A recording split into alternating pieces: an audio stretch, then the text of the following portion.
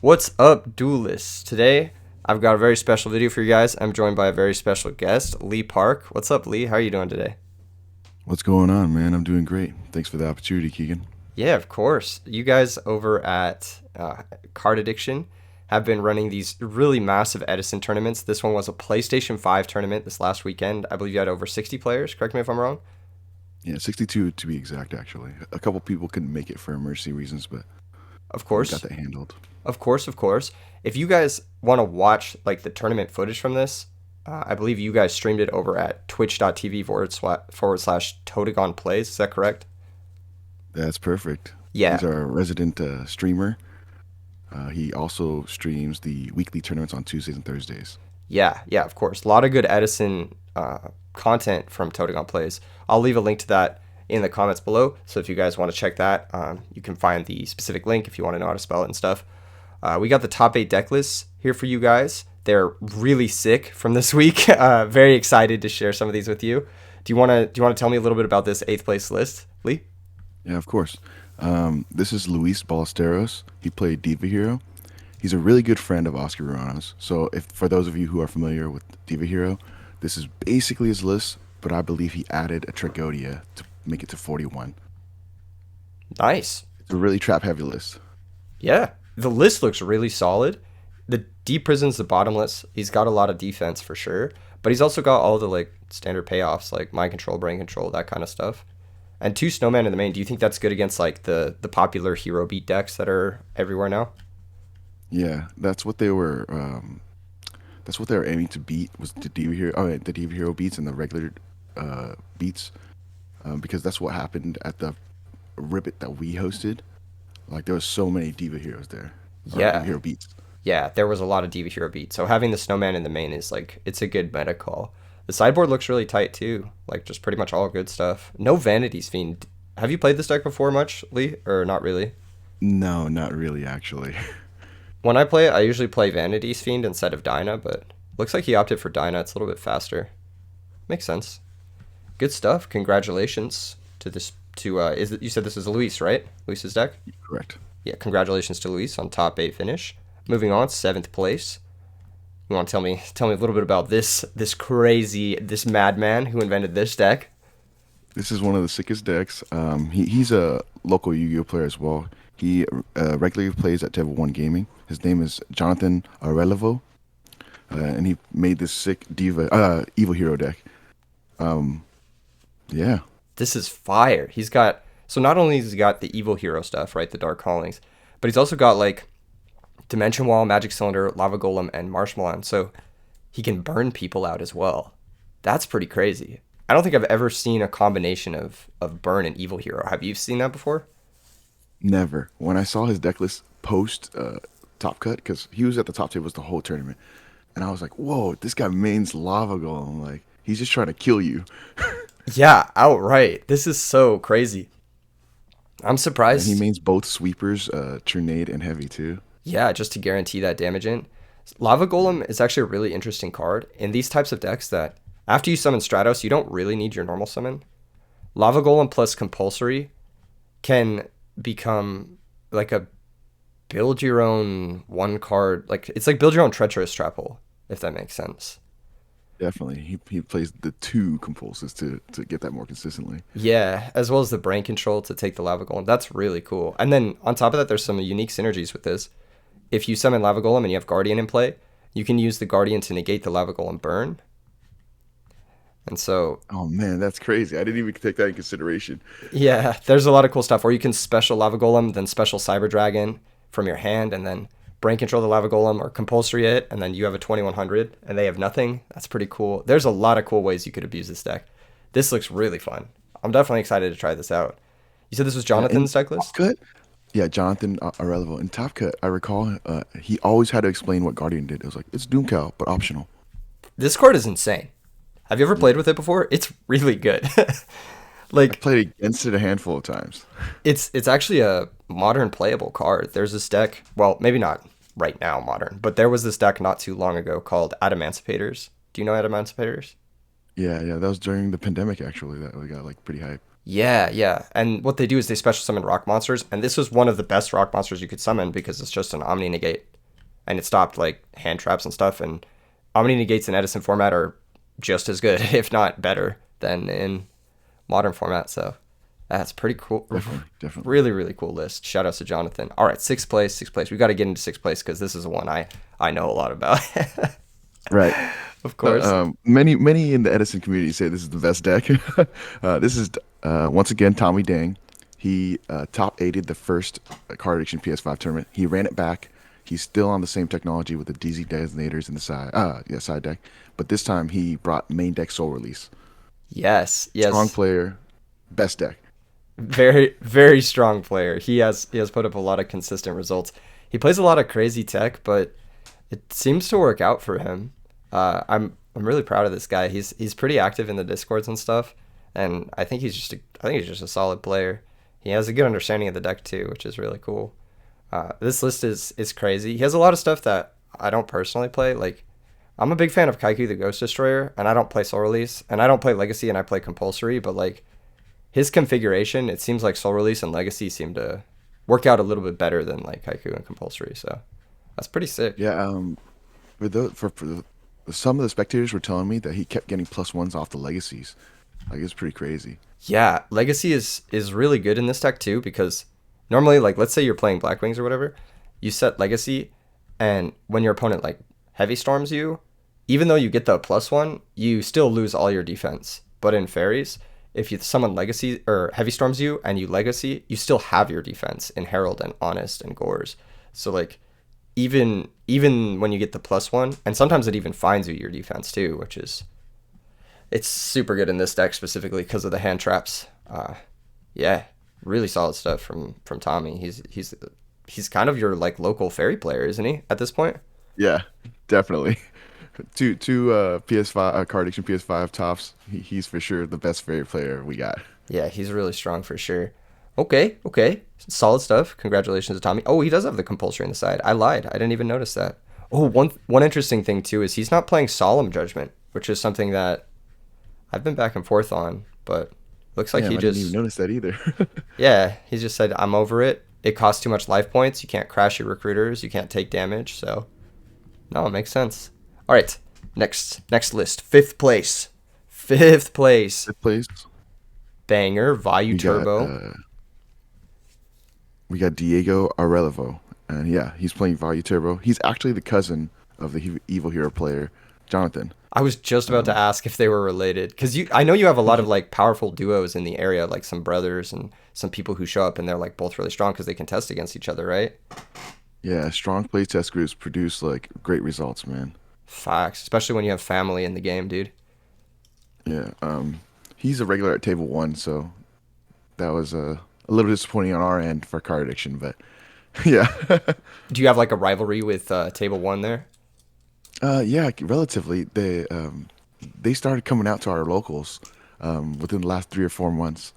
A handful of them every week. That's kind of hype that you guys have this sort of like local rivalry between the stores for like Edison format. Like that's so sick to me. That's like so based and wholesome. Yeah, it's all because of you, man. You produce the content and you get the community hyped up, and it's like, man, look, let's push this forward. That's so sick, dude. This is so tight. This list is cool. He's got some cool stuff in it. He's got Sork and Return. Have you played a lot of IU Turbo? No, not at all. I'm a resident zombie player. Of course, of course. I know you have a lot of decks built, so that's why I'm asking you. I'm not sure if Oh like yeah, you've just like messed around with it or anything, but I do like Sork yeah, a little bit. and Return. I think Return's actually really slept on this deck. You can get some really crazy OTKs where you bring back, like, let's say you have Vayu Sirocco in your graveyard, you banish both, and then you summon an Armed Wing. And then if you return, bring them both back, you can Sirocco pump your monster to 5100, and it gives you like a lot of kills through Gores and stuff. It's pretty strong. Um, Definitely underrated and definitely something that's not in many deck lists. yeah, I think it's really cool. The Sork, I'm a little bit more on the fence about because you're already up to 41 cards. Normally you don't have enough lights, but it looks like he's playing the Lila as well as an extra light for his Sork. That's interesting. And what surprised me though was there's no deck dev in sight in the main or the side.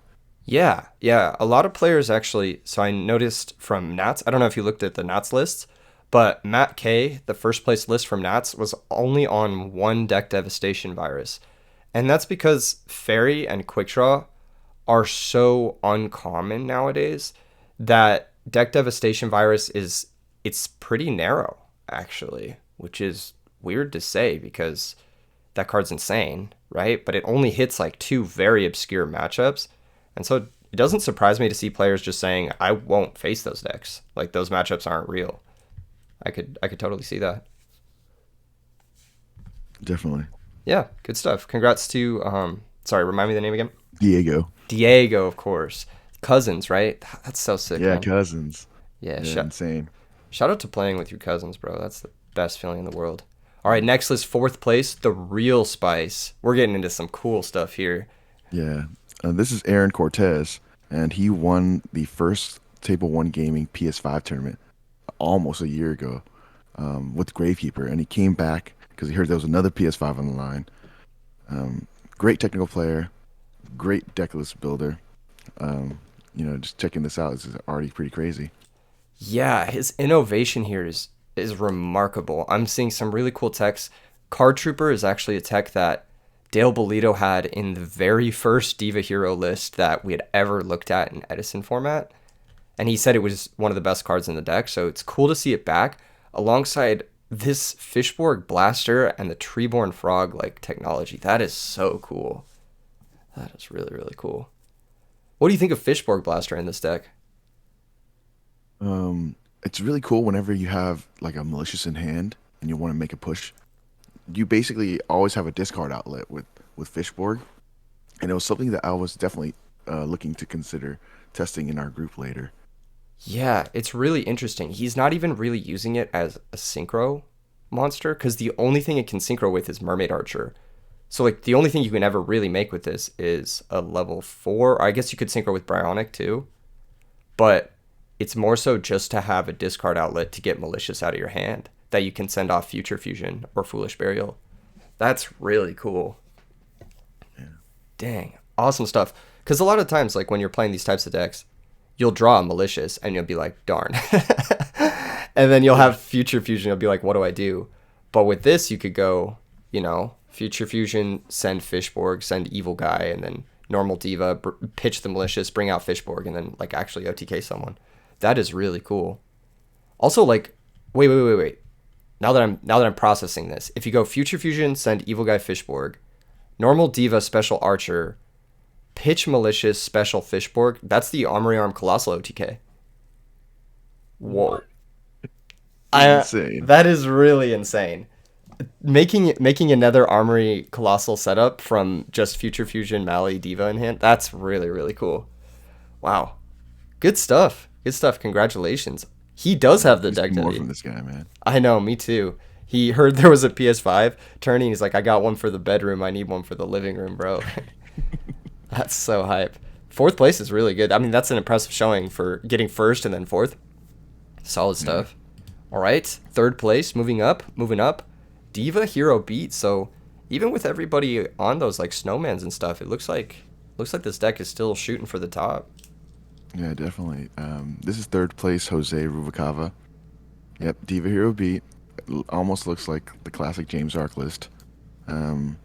He's a local vendor actually, so I was surprised that he went this far. Um, a really nice guy.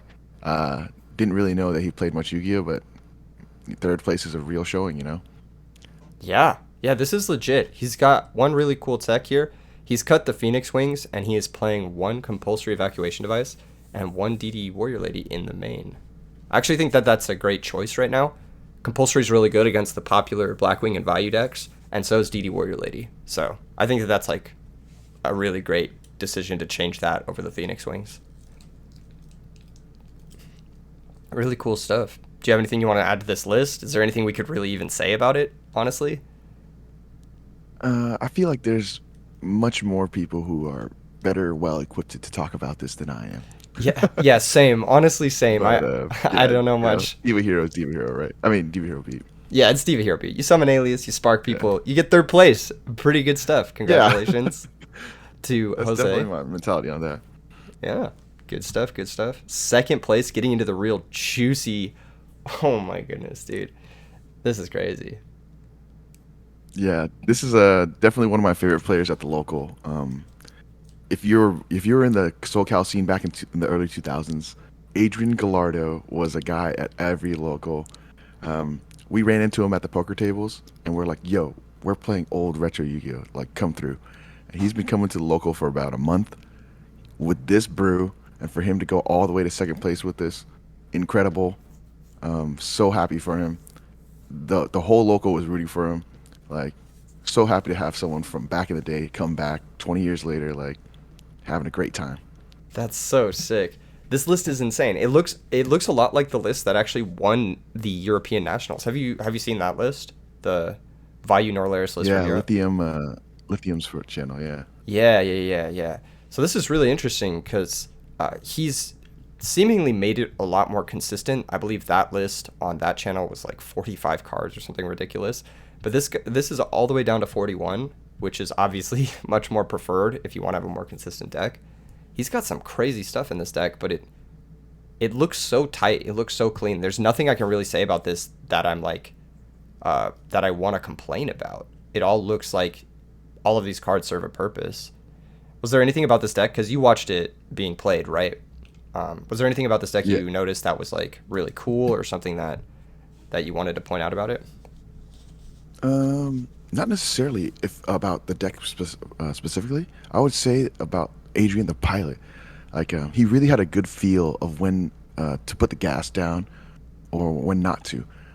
You know what I mean? Like, he's like, all right, I'll opt out of doing my Greffer play now, and I'll just slow roll with the Armageddon Knight. And then he was like, all right, I have enough of a close advantage to where I'll make the Greffer play now, set up my graveyard, drop the Phantom, and then hope that it sticks.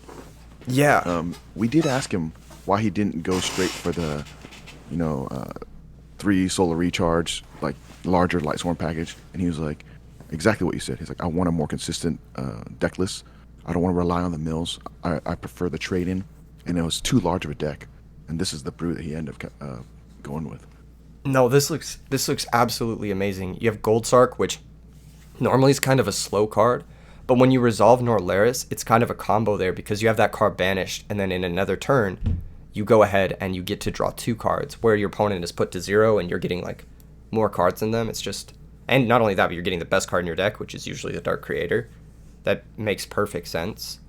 I think 2 trade-ins with 5 8 stars is something I've never really practiced with, but it kind of makes sense, like numbers wise, right? I could be wrong. I have to do the math on that. Now the Yeah, for sure. But I'll say that he resolved a lot of trade-ins and almost never drew dead. So that is that's wild. anecdotal, but Hey man, sometimes you just need that extra luck to take it to the top. Who was it? Fraser Smith told me something at Nats that was kind of cool. He said, if you win or top a Yu-Gi-Oh tournament, you're probably good, but you're definitely lucky. Which is I like that. That makes a lot of sense. yeah, Fraser was cooking with that one for sure. One thing that you did mention too is that he knew when to push and when not to push, and that is so important for these Norlaris decks. Knowing when to use Norlaris even is like something a lot of players who play the Norlaris strategy, they just like either they shotgun it too quick or they get too scared about shotgunning it. And being able to read the situation on when to activate your Phantom and activate your Norlaris is pretty key to having success with these types of decks. It's not always a turn 1 thing, and it's not always a wait till you have a grave setup thing. It just depends on the matchup, depends on the situation and stuff. So good stuff to him. Congrats on second place. Also, it's so funny that you're like ran into him at the poker table and you're like, "Yo, we're playing Edison. Come through." Yeah, man. Gotta keep those old relationships, dude.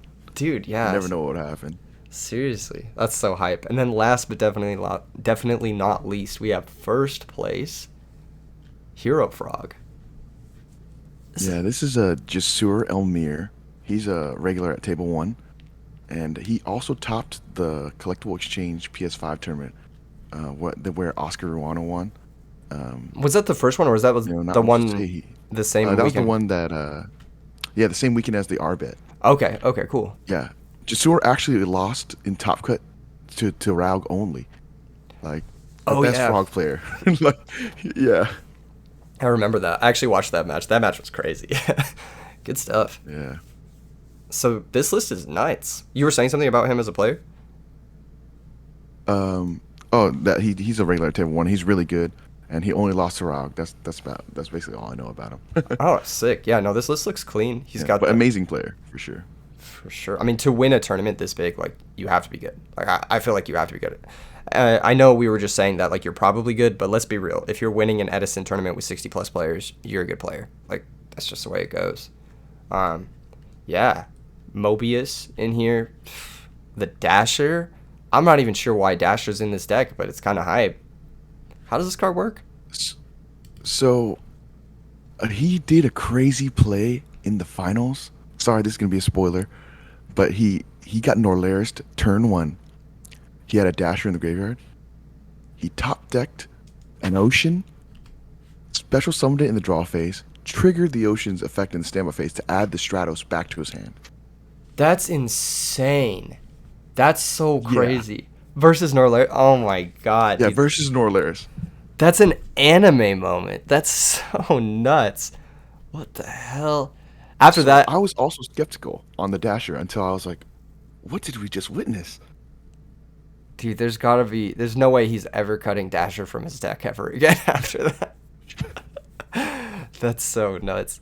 I think it's interesting, like, Dasher, like, let's say he doesn't play, oh, he does play enemy controller. Because I was going to say, like, you can use his ability to tribute one other monster. You can use that ability with, like, your Treeborn Frog to pump him up, or, like, any leftover bodies you have to pump him up. Or you could use it with, like, Soul Exchange. So I think that, like, the resting tribute effect is not the worst thing in the world. But I don't know. I'm just trying to think why you would play this over the Malicious Edge, who is generally people play two Malicious Edge, right? Like that's like the normal Right. thing. There are Either some way. lists that play another evil guy just so to get a substitute evil guy combo more often, but Yeah, I've yeah. seen the two evil guys as well. This deck was very popular at Nats, so I'm not going to be surprised if we see more and more of this. I think Tommy had told me that he was also undefeated in Swiss, so he won this tournament 9-0. Correct me if that's wrong. Oh, yes, yes. He didn't drop a match. That's insane. We're definitely going to be seeing more Hero Frog. I know Fraser Smith has been saying, like, this is the deck to beat. I definitely was teching for it at Nats, and I expect to see a lot more of this deck. It did very well at Nats, too. It was, like, one of the only decks that was undefeated in Swiss at Nats, and it almost won the whole thing. I think there was one copy in at 5th place and one copy at 4th place or something like that. I don't fully remember. Uh, but I actually really like the changes he's made because the lists that I've been seeing only have like 4 monarchs, and I think that that's just too few. I think you need at least 5 or 6 monarchs, and he's made that change. He's got 5 or 6 monarchs, so yeah, really solid stuff. And the sideboard looks crazy too. Like look at the sideboard. He's got Yeah, that's my favorite sideboard card right there. The End of Anubis. this card is awesome. I've always loved the art on this card. Such a cool card. Wow. This is Yeah, definitely reminiscent of old Yu-Gi-Oh, man. Like, dark tones. Yeah, and like scary, big, scary Egyptian styled monster or whatever. Yeah. Super, super cool. This has been one of the coolest top eights like that I've ever seen. So thank you so much for sharing the deck list with me, Lee. Is there anywhere people can find you or follow you on like social media or anything that you want to plug? I'm right now. I just have an Instagram. It's under SoulCal Retro Yugs. Outside of that, just doing hosting events and trying to make it bigger for the community. Thanks for the opportunities, Keegan. Like we're gonna have the RBET Moreno Valley in a little less than a month. That's a collaboration between you, me, Totagon Plays, and Collectible Exchange. We're trying to make the best Edison events possible. Yes, yes. I am super excited for that. I have the flyer pulled up here for the viewers. You can't see it, but yes, absolutely. Oh, RBT Moreno Valley. If you guys want to join, Lee is hosting that in tandem with me. Totagon Plays, the Twitch we mentioned at the beginning, and Collectible Exchange, and it's going to be an absolute banger of an event. I've got a lot of confirmation. A lot of top players are coming out to this, and we now have over 100 signatures, or not signatures. What is it? Signups. There we go, and they're going fast. So if you guys want to sign up for this tournament, you got to do it soon. That's it very well may sell out at some point. So definitely do that. Thank you again for joining me, Lee, and we'll see you guys in the next one. Peace.